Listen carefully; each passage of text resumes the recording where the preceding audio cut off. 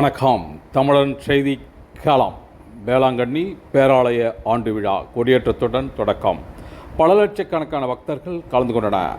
நாகை மாவட்டத்தில் அமைந்துள்ள வேளாங்கண்ணி புனித ஆரோக்கிய மாதா பேராலய ஆண்டு விழா இன்று கொடியேற்றத்துடன் தொடங்கியது. தஞ்சை மறை மாவட்ட ஆயர் சகயராஜ் தம்புராஜ் கொடியை ஏற்றி வைத்து விழாவை தொடங்கி வைத்தார். விழாவின் முக்கிய நிகழ்ச்சியான ஆரோக்கிய மாதாவின் பெரிய தேர் பவனி செப்டம்பர் 7ஆம் தேதி மாலை நடைபெறுகிறது. அதனைத் தொடர்ந்து செப்டம்பர் 8ஆம் தேதி ஆரோக்கிய மாதாவின் பிறந்தநாள் விழா நடைபெறுகிறது.